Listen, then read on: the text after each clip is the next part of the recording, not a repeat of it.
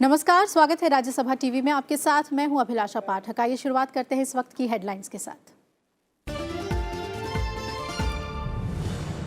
किसानों और छोटे दुकानदारों को पेंशन देने का ऐलान। लोकसभा के लिए बीजेपी के संकल्प पत्र में 75 वादे। 1 लाख तक के किसानों के कर्ज पर 5 साल तक ब्याज माफ करने और सभी किसानों को किसान सम्मान निधि का लाभ देने का ऐलान। 25 लाख करोड़ ग्रामीण विकास के लिए खर्च करने का भी वादा।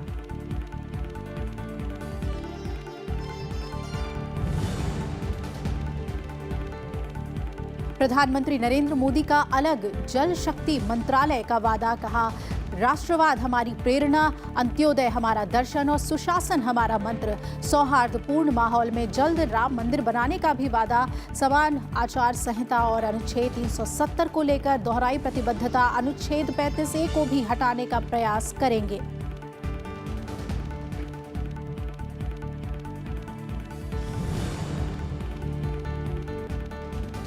विपक्षी दलों की याचिका पर वीवीपैट पर सुप्रीम कोर्ट का आदेश। हर विधानसभा सीट में 1 की बजाय 5 बूथों पर ईवीएम वीवीपैट पर्ची का हो औचक मिलान। चुनाव आयोग ने कहा, तुरंत प्रभाव से निर्देश लागू करने की होगी हर मुमकिन कोशिश।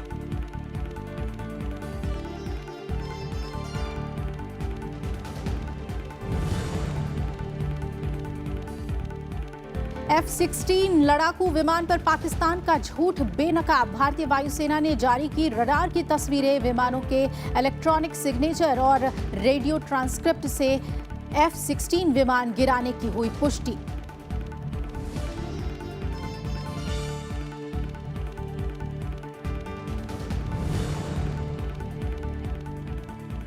और उच्च शिक्षण संस्थानों की रैंकिंग में टॉप पर IIT चेन्नई, IISc बेंगलुरु दूसरे और IIT दिल्ली तीसरे स्थान पर। मानव संसाधन मंत्रालय ने 9 कैटेगरी में जारी की सूची। कॉलेजों की राष्ट्रीय रैंकिंग में दिल्ली विश्वविद्यालय का मिरांडा हाउस अव्वल।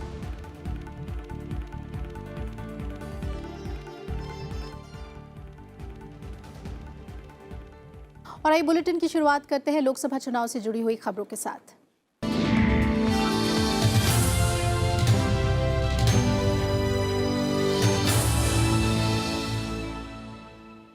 भारतीय जनता पार्टी ने 2019 के चुनाव के लिए आज संकल्प पत्र जारी कर दिया। बीजेपी ने किसानों और छोटे व्यापारियों को जहां खास तवज्जो दी है, तो वहीं ये भी साफ हुआ कि चुनाव में राष्ट्रवाद बड़ा मुद्दा होगा। पार्टी ने राम मंदिर निर्माण के लिए अदालत के रास्ते सभी संभावनाओं को तलाशने की बात दोहराई, तो वहीं कश्मीर से जुड़ी धारा 370 और 35A को हटाने की भी बात कही। लोकसभा चुनाव के पहले चरण के मतदान के महज 2 दिनों के पहले आए बीजेपी के चुनावी संकल्प पत्र में पार्टी कई मोर्चों पर वोटरों को साधते हुए नजर आई। कांग्रेस की ओर से चुनाव में किसान कर्ज माफी के वादों के बीच संकल्प पत्र समिति के अध्यक्ष राजनाथ सिंह ने किसानों पर विशेष फोकस किया। उन्होंने कहा कि किसान क्रेडिट कार्ड पर मिलने वाला 1 लाख का लोन अब 5 सालों तक ब्याज मुक्त रहेगा। साथ ही 2 हेक्टेयर तक के छोटे किसानों को मिलने वाली किसान सम्मान निधि अब सभी किसानों के लिए मुहैया कराई जाएगी।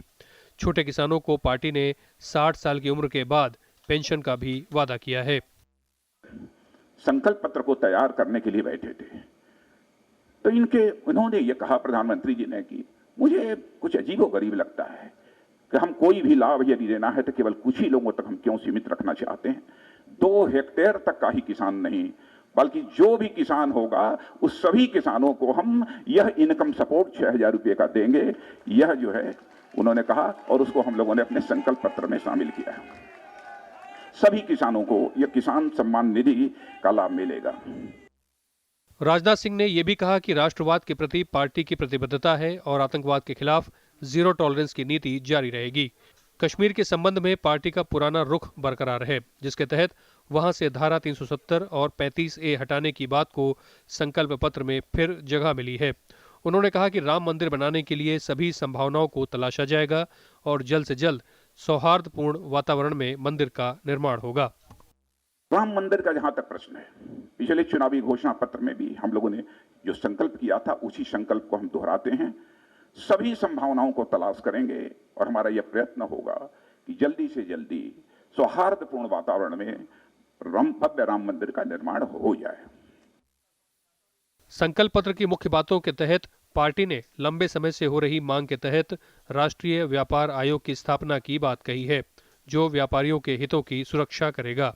इसके अलावा छोटे दुकानदारों को 60 साल की उम्र के बाद पेंशन का वादा किया गया है। संकल्प पत्र में कहा गया कि देश में क्षेत्रीय असंतुलन को पूरी तरह खत्म किया जाएगा, लैंड रिकॉर्ड का डिजिटाइजेशन किया जाएगा, मैनेजमेंट, इंजीनियरिंग और लॉ कॉलेज की सीटों की संख्या बढ़ाई जाएगी। 2020 तक देश की सभी रेल पटरियों का इलेक्ट्रिफिकेशन पूरा किया जाएगा। ट्रेंड डॉक्टर और जनता के बीच अनुपात को 1:1400 किया जाएगा। निर्यात को दोगुना करने की दिशा में कदम बढ़ाए जाएंगे। प्रत्येक व्यक्ति को 5 किलोमीटर के दायरे के अंदर ही बैंक सुविधा देने की कोशिश की जाएगी। नागरिकता विधेयक को पारित करवाने का संकल्प भी पार्टी ने किया है, लेकिन साथ ही कहा कि राज्य के लोगों की पहचान पर कोई आंच नहीं आने दी जाएगी। पार्टी ने ट्रिपल तलाक के खिलाफ कानून बनाकर मुस्लिम महिलाओं को न्याय दिलाने का वादा दोहराया है। गौरतलब है कि कांग्रेस पार्टी ने हाल के चुनावों के लिए किसान कर्ज माफी से लेकर युवाओं को रोजगार मुहैया कराने का वादा किया है। इसके अलावा न्याय योजना के तहत देश के 20% गरीबों को हर साल 72,000 रुपए देने का वादा किया गया है। इसके बाद बीजेपी की ओर से किसानों और छोटे व्यापारियों को पेंशन देने का वादा बड़ी लकीर खींचने की दिशा में कोशिश के तौर पर देखा जा रहा है। पंचानन मिश्रा, राज्यसभा टीवी। भारतीय जनता पार्टी ने आज अपना घोषणा पत्र जारी कर दिया और बीजेपी ने इसे संकल्प पत्र का नाम दिया है। इस मौके पर बोलते हुए प्रधानमंत्री ने कहा कि राष्ट्रवाद हमारी प्रेरणा है, अंत्योदय हमारा दर्शन है और सुशासन हमारा मंत्र है। साथ ही हम मानते हैं कि भारत का समय आ गया है, हम एक दुनिया में शक्ति केंद्र के रूप में उभर रहे हैं। न्यू इंडिया का उदय नई वास्तविकता है और हम 21वीं सदी में वैश्विक एजेंडे को आकार देने में एक प्रमुख भूमिका निभाएंगे। बीजेपी ने अपना संकल्प पत्र जारी कर दिया है। संकल्प पत्र जारी होने के बाद प्रधानमंत्री नरेंद्र मोदी ने अपने संबोधन में कहा कि साल 2022 में जब आजादी के 75 साल होंगे, तब सपनों का भारत बनाने के लिए हमने 75 लक्ष्य तय किए हैं। उन्होंने कहा कि राष्ट्रवाद हमारी प्रेरणा है, अंत्योदय हमारा दर्शन है और सुशासन हमारा मंत्र है। हमारे समाज में विविधताएं हैं, भाषाएं, जीवन स्तर, शिक्षा आदि की विविधता है। इसलिए विकास को मल्टी लेयर बनाने के लिए हमने अपनी योजना को संकल्प पत्र में समाहित किया है। आज समय की मांग है कि हमारी खास करके राजनीतिक व्यवस्था में, शासकीय व्यवस्था में जो बुराइयां घर कर गई है, 19वीं शताब्दी में सामाजिक बुराइयों के खिलाफ जिस प्रकार से एक जन चेतना का आंदोलन चला, आने वाले दिनों में इन एक निश्चित फ्रेमवर्क की व्यवस्थाओं के भीतर इस प्रकार की जो बुराइयां घुस गई हैं, उसके खिलाफ कदम भी लेने हैं, नीतियां भी बनानी है, निर्णय भी करने हैं, लेकिन जन सामान्य का दबाव भी बढ़ाना है, एक जन आंदोलन भी करना है, सुधार के संकल्प की ओर जाना है और उस दिशा में भी एक सकारात्मक विचारों को लेकर के हम देश को आगे ले जाने की दिशा प्रयास करते हैं। गांव, गरीब, किसान हमारे इस केंद्र में है। प्रधानमंत्री नरेंद्र मोदी ने कहा कि हम देश को समृद्ध बनाने के लिए सामान्य मानव के सशक्तिकरण को लेकर जन भागीदारी को बढ़ाते हुए, लोकतांत्रिक मूल्यों को बढ़ावा देते हुए हम वन मिशन वन डायरेक्शन को लेकर आगे बढ़ेंगे। उन्होंने वादा किया कि आज देश के कई प्रदेशों में पानी की समस्या के समाधान को गंभीरता से सोचने की जरूरत है। इसलिए हम एक अलग जल शक्ति मंत्रालय बनाएंगे। हम एक अलग जल शक्ति मंत्रालय बनाएंगे।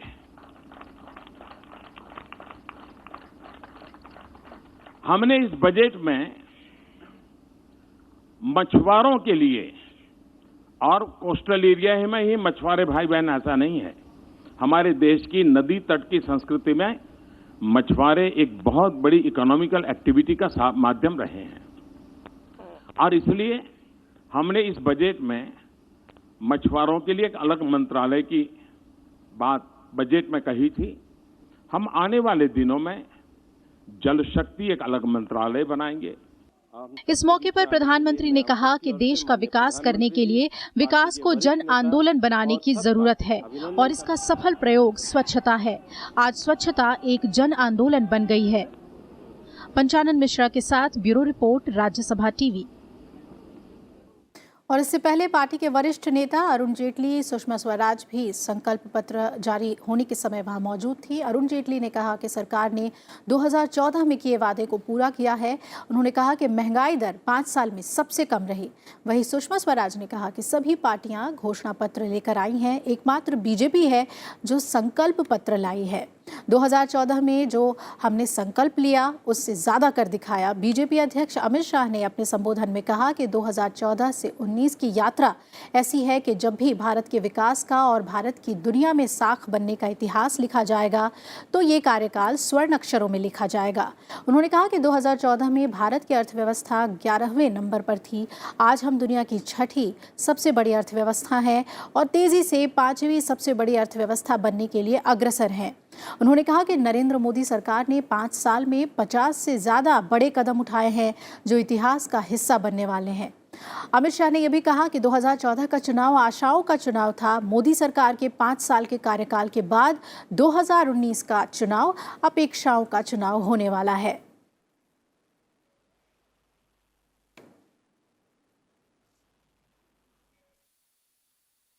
...2014 में मोदी जी को आशीर्वाद दिया था।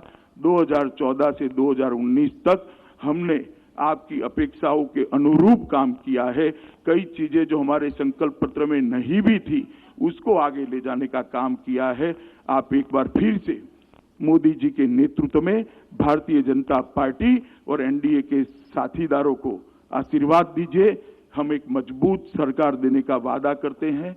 हम एक निर्णायक सरकार देने का वादा करते हैं। एक पारदर्शी और संवेदनशील सरकार देने का वादा करते हैं। With an idea which promises to make India one of the strongest and the secure countries of the world. This is the first 5 years that India was globally the fastest growing economy in the world. Our fiscal prudence since 1947 has been the best ever for a 5-year government. Our inflation has been the lowest compared to what our predecessor government left behind, a double-digit inflation. We are the first government in history which consolidated India's middle class and which brought out the fastest depletion of poverty.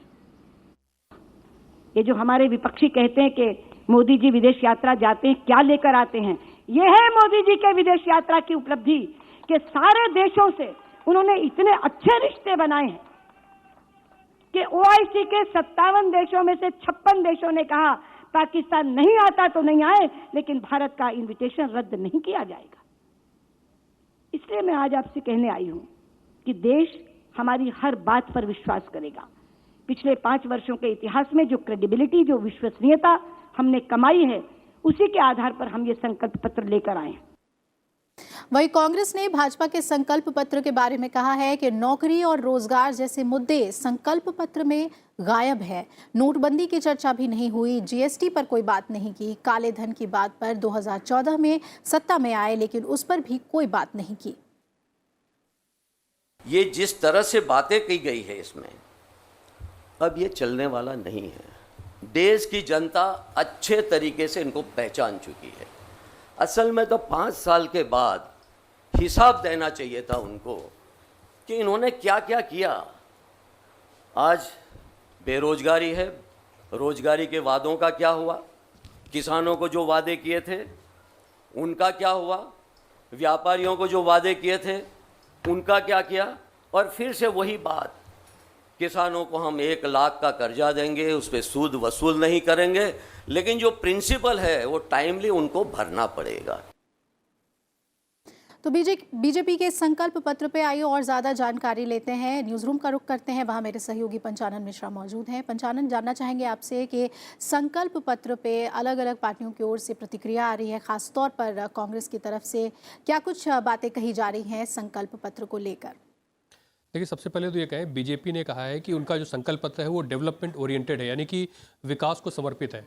और क्योंकि आपने देखा कि किस तरह से कांग्रेस ने पिछले चुनाव में किसानों की कर्ज माफ़ी को एक बड़ा मुद्दा बनाया, तो यहाँ भी हमको दिखा कि बीजेपी ने किसानों की कर्ज माफ़ी की बात नहीं की है, लेकिन ये कहा गया कि 1 लाख तक का अगर छोटा कर्ज है वो क्रेडिट कार्ड के जरिए लिया गया तो उसमें ब्याज नहीं लगेगा। साथ ही ये भी है कि अगर 60 साल की उम्र हो जाती है तो उसके बाद किसानों को पेंशन देने की बात भी कही गई है। और जो प्रधानमंत्री सम्मान निधि है, जो 2 हेक्टेयर की पे अभी जो अमाउंट मिल रहा है उसको सभी किसानों के लिए बढ़ाने की बात कही। तो इसका मतलब कुल मिलाकर किसानों पर जो एक बड़ा फोकस है वो निश्चित तौर पर यहाँ पर रहने वाला है। कांग्रेस ने भी वही किया और बीजेपी भी उस फोकस को आगे बढ़ा रही है। लेकिन साथ ही छोटे व्यापारियों के व्यापार में भी जो एक आयोग बनाने की बात है और व्यापारियों के लिए 60 साल की उम्र के बाद छोटे व्यापारियों के लिए पेंशन की बात, ये अपने आप में कहीं ना कहीं सोशल सिक्योरिटी के दायरे को कहीं ना कहीं बढ़ाती है। तो बीजेपी का ये कहना है कि डेवलपमेंट के साथ साथ किसान और छोटे व्यापारी और आम लोग वो उसके इस पूरे संकल्प पत्र के दायरे में आते हैं। और जो एक बात जो बीजेपी अपने पिछले 2014 घोषणा पत्र में की थी कश्मीर के सिलसिले में, उसको भी दोहराया है, चाहे वो 370 हो चाहे 35A का मुद्दा हो, उस पर कायम है। और राम मंदिर का मुद्दा जो 2014 में था कि अदालत के रास्ते राम मंदिर बनाने के हर रास्ते को खोजा जाएगा, वो भी इसमें दोहराया गया है। तो कुल मिला के सभी बातों को समेटने की कोशिश की गई है और यहाँ उसका कंपैरिजन होना लाजमी है, क्योंकि कांग्रेस की ओर से जो प्रतिक्रिया आई है वो किसानों के मुद्दे पर ही है। तो ये दिख रहा है कि साफ तौर पर कि जो अब आने वाला जो चुनाव है, जो जिसका पहला चरण 11 तारीख को होने वाला है, उसमें किस तरह से ये मुद्दे हावी हो सकते हैं। जी बिल्कुल पंचानन, और इसके अलावा जो बीजेपी के जितने भी बड़े नेता हैं वो सभी आगे आए और उपलब्धियां सरकार की उन्होंने गिनाई। खासतौर पर इस संकल्प पत्र की किन बड़ी बातों को हाईलाइट किया गया, चाहे अरुण जेटली हो, सुषमा स्वराज हो, उन्होंने किन बातों को हाईलाइट किया? जी देखिए, सबसे पहला सरकार की जो 5 साल का जो पिछले कामकाज रहा है उस पर सभी ने संतोष जताया और ये कहा कि सरकार ने जो अपने जो अधिकतर वादे किए थे जो मैनिफेस्टो से लेकर और पिछले 5 साल में उसको पूरा किया है। और इसी उपलब्धि को लेकर वो अब उनका कहना है कि जो ये 5 साल का काम हुआ है, अब लोगों की आकांक्षाओं को पूरा करने के अगला 5 साल चाहिए। तो जनता के पास मैंडेट लेने की जाने की कोशिश में संकल्प पत्र दिख रहा है। और जो एक बड़ी बात कही कि भ्रष्टाचार से मुक्त प्रशासन रहा है, वो अपने आप में कहीं ना कहीं एक मेजर हाईलाइट रहा है। और सबसे बड़ी बात जो सुषमा स्वराज ने आज कही कि भारत की जो साख है दुनिया के देशों में वो बढ़ी है। उन्होंने इसकी तुलना पिछले 10 सालों से की थी यूपीए शासन के, और ये कहा कि पिछले 5 सालों में, यह दावा उनका था कि पिछले 5 सालों में भारत की जो विदेश नीति के मामले में जो प्रतिष्ठा है वो कहीं ना कहीं बहुत ज्यादा बड़ी है। तो भ्रष्टाचार मुक्त प्रशासन, विदेश नीति और इसके अलावा आतंकवाद और नक्सलवाद के खिलाफ जो सरकार का सख्त रुख रहा है वो इन मेजर फोकस एरियाज में से था। चलिए पंचानन, बहुत बहुत शुक्रिया आपका तफसील से हमें बीजेपी के मैनिफेस्टो के बारे में बताने के लिए। संकल्प पत्र में जिन बातों को खासतौर पर जगह दी गई है वो पंचानन हमें बता रहे थे। इधर सुप्रीम कोर्ट ने चुनाव आयोग को ईवीएम और वीवीपैट के मिलान का दायरा बढ़ाने के लिए कहा है। कोर्ट ने आज आयोग को आदेश दिया है कि एक लोकसभा सीट में आने वाली सभी विधानसभाओं के 5 बूथों पर ईवीएम और वीवीपैट का मिलान किया जाए। इससे पहले हर विधानसभा के एक पोलिंग बूथ पर ही पर्चियों का मिलान होता था। 21 विपक्षी दलों ने सुप्रीम कोर्ट में याचिका दाखिल की थी और वीवीपैट की 50% पर्चियों के मिलान की मांग की थी। विपक्षी पार्टियों की ओर से दायर याचिका पर सुनवाई करते हुए सुप्रीम कोर्ट ने चुनाव आयोग को आदेश दिया है कि एक लोकसभा सीट की सभी विधानसभा सीटों के 5 मतदान केंद्रों की वीवीपैट पर्चियों का मिलान किया जाए। अभी सिर्फ एक ईवीएम वीवीपैट का मिलान होता है। मैं समझता हूँ कि अब आगे से ये सारी डिबेट वीवीपैट और ईवीएम की जो है ये खत्म हो जाएगी और लोगों में वो एक फेथ डेवलप हो जाएगा। 21 विपक्षी दलों ने सुप्रीम कोर्ट में वीवीपैट की 50% पर्चियों के मिलान के लिए याचिका दायर की थी। कोर्ट ने चुनाव आयोग की जमीनी कठिनाइयों की दलील को मान लिया। अब मतदान के बाद उम्मीदवारों की मौजूदगी में लॉटरी के जरिए एक लोकसभा सीट के हर विधानसभा के 5 मतदान केंद्रों का चयन किया जाएगा और ईवीएम से वीवीपैट की पर्चियों का मिलान किया जाएगा। चुनाव आयोग ने कहा है कि सुप्रीम कोर्ट के निर्देशों को तत्काल प्रभाव से लागू करने के लिए हर संभव प्रयास होगा। We want more to be counted. Now the Supreme Court has just gone from 1 to 5. That may not be sufficient, and that may not be statistically robust either. So therefore, we are a little disappointed. We would urge the Supreme Court to actually reconsider. Voter verified audit trail यानी VVPAT machine EVM से जुड़ी होती है। जब मतदाता EVM की button को दबाता है तब वीवीपैट मशीन से एक पर्ची निकलती है जिसमें जिस उम्मीदवार को वोट दिया जाता है उसका चुनाव निशान और नाम होता है। मतदाता को 7 सेकंड तक दिखने के बाद पर्ची डिब्बे के अंदर गिर जाती है। हाल के दिनों में चुनाव नतीजे आने के बाद हारने वाली पार्टियां ईवीएम की विश्वसनीयता पर सवाल उठाती रही हैं। विपिन चौहान, राज्यसभा टीवी। और आइए इस पर और ज़्यादा बातचीत करते हैं। हमारे साथ सुप्रीम कोर्ट के अधिवक्ता कपिल सांखला जुड़ रहे हैं। कपिल जी, स्वागत है। समझना चाहेंगे आपसे कि दिशा निर्देश क्या कुछ दी गई है सर्वोच्च न्यायालय की ओर से? शुक्रिया। देखिए, ऑनरेबल सुप्रीम कोर्ट में काफ़ी सारी पार्टियों ने ये एलिगेशन लगाया था कि जो ईवीएम मशीन है, जो इलेक्ट्रॉनिक वोटिंग मशीन है, उसमें गड़बड़ी होने की चांस है और उस चीज़ के लिए वीवीपैट मशीन जो होती है, जिसमें एक पेपर में जिसको आपने चूज़ करा है उसका नाम आ जाता है, वो वाली मशीन जो है उनकी वेरिफिकेशन करी जाए। तो ये बोला गया था कि जहाँ जहाँ पे भी ईवीएम मशीन लगी हुई है, वीवीपैट मशीन लगी है, वहाँ पे इसको वेरीफाई करा जाए कि कितने इलेक्ट्रॉनिक वोट हुए हैं और उनके साथ जो पेपर में जो वोटिंग हुई है उसके साथ वेरीफाई करा जाए। आज तक ये होता था कि रैंडम 20 में एक जगह में ये चेक करने की बात हो रही थी। अब कहा जा रहा है, जो ऑनरेबल सुप्रीम कोर्ट ने, कि इन दलीलों को सुन के कि 5 में एक रैंडम चेक होंगे। तो ये ऑनरेबल सुप्रीम कोर्ट का कहना है। अभी कोई सज्जन कह रहे थे कि ये बहुत सेटिस्फैक्ट्री नहीं हुआ और वो चाहते थे कि हर जगह में ये फिजिकल वेरिफिकेशन हो।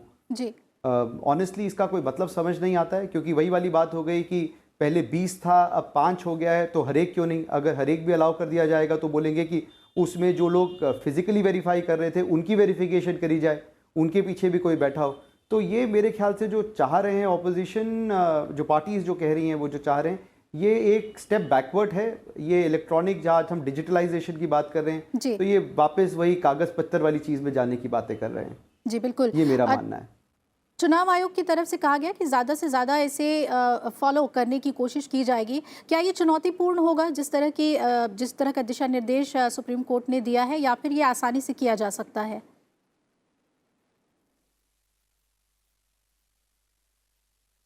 नहीं, ऑफ कोर्स बहुत डिफिकल्ट होगा। देखिए, जब आप फिजिकल वेरिफिकेशन की बात करते हैं तो उसमें बहुत सारे अपने इश्यूज आ जाते हैं, जिसमें टाइम, पैसा दोनों के दोनों लगते हैं। इलेक्ट्रॉनिक कैलकुलेशन का फ़ायदा ये होता है कि रियल टाइम में जो कंप्यूटर है वो आपको बता सकता है कौन जीता, कितने वोट से जीता, कौन हारा, कितने वोट से हारा, वगैरह वगैरह वगैरह। अब फिजिकल वेरिफिकेशन ये पुराने ज़माने वाले डब्बा पेटी वाली चीज़ हो गई, जहाँ पे एक आदमी बैठेगा जो ये देखेगा, हर पेज को खोलेगा, हर पेपर में देखेगा कौन पार्टी किसको वोट दिया गया है, किस कैंडिडेट को वोट करा गया है, और वो इलेक्ट्रॉनिक जो वोटिंग है उसके साथ उसको फिजिकली वेरीफाई करेगा। तो आप खुद समझ सकते हैं कि कितना, एक तो कितना टाइम भी लगा, समय जाया हुआ। अब आप ये भी, फिर सेकंड क्वेश्चन आपका ये हो जाएगा, जो आदमी वेरीफाई कर रहा है उसकी वेरिफिकेशन कौन कर रहा है? तो इसका मतलब है कि एक एक जब वोट होगा तो उसको दिखाया जाएगा, उतना ही आपका टाइम बढ़ेगा। तो जो आइडिया है इलेक्ट्रॉनिक वोटिंग मशीन का कि जल्दी हो वोट्स, जल्दी हो इलेक्शन, जल्दी नतीजा निकले, जहाँ पे चीटिंग के चांसेस कम हो जाएं, अब वही चांसेस आपकी वापस बढ़ गई हैं। आप वही पिछले 15 साल 10 साल पहले की बात कर रहे हैं, जहाँ एक एक स्लिप होती है, स्लिप को वेरीफाई करा जाता है, जहाँ पे बूथ पे इंसान बैठते हैं, फिजिकली चेक कर रहे होते हैं, टिक रॉन्ग कर रहे होते हैं। आप उसी सिस्टम में वापस ले जाने की बात कर रहे हो। तो ऑफकोर्स खर्चा भी बढ़ा, आपका समय भी बहुत बड़ा, और इसमें अपने बहुत सारे इश्यूज होंगे जो मुझे डर है कि अब सामने आएंगे और काफ़ी सारी पार्टीज उस पर भी होहल्ला मचाएंगी। चलिए बिल्कुल, लेकिन फिर भी सुप्रीम कोर्ट ने, सर्वोच्च न्यायालय ने कोशिश की एक रास्ता निकालने की जिससे संतुष्ट हों सभी विपक्षी पार्टियां। जो सवाल वीवीपैट से पर्ची के मिलान को लेकर उन्होंने उठाया था। ऑफकोर्स बहुत बहुत शुक्रिया कपिल जी आपका, हमें संक्षेप में समझाने के लिए ये पूरा मामला क्या था। आइए बढ़े हम आगे। राष्ट्रीय जनता दल नेता तेजस्वी यादव ने आज पटना में पार्टी का घोषणा पत्र जारी कर दिया और इसमें दलितों और पिछड़े वर्गों को उनकी जनसंख्या के आधार पर आरक्षण देने और सभी खाली सरकारी पद भरने का वादा किया गया है। प्रमोशन में आरक्षण के लिए कदम उठाए जाएंगे, ये आरजेडी की तरफ से कहा गया है। साथ ही शिक्षा में जीडीपी का 6% और स्वास्थ्य में जीडीपी का 4% खर्च किया जाएगा। साथ ही जो प्रवासी बिहारी हैं उनके लिए एक हेल्पलाइन जारी की जाएगी। बिहार से पलायन रोकने के लिए विशेष प्रावधान करने का वादा किया गया है। राष्ट्रीय जनता दल उस माहौल की रक्षा हर कीमत पर करेगी जिसमें हर व्यक्ति शान के साथ देश की किसी भी कोने में सिर उठाकर कह सकेगा कि देश उसका है। इधर आज महागठबंधन ने यूपी में कई रैलियां की। एक और जहां मायावती और चौधरी अजीत सिंह ग्रेटर नोएडा पहुंचे, वहीं समाजवादी पार्टी के राष्ट्रीय अध्यक्ष अखिलेश यादव ने गाजियाबाद के कविनगर रामलीला मैदान में जनसभा को संबोधित किया। अखिलेश यादव इस दौरान केंद्र और प्रदेश सरकार पर जमकर निशाना साधते नजर आए। अखिलेश यादव ने कहा कि बीजेपी ने अपना एक भी वादा पूरा नहीं किया है। इस बार व्यापारी लोग भी समाजवादियों के साथ एक साथ खड़े होकर के मदद करने का काम कर रहे हैं और यही पार्टी है, समाजवादी लोग हैं जो रास्ता विकास का निकालना चाहते हैं। ये हमें आपको उलझाना चाहते हैं, ये भारतीय जनता पार्टी के लोग और खासकर हमारे मुख्यमंत्री किसमें उलझाना चाहते हैं।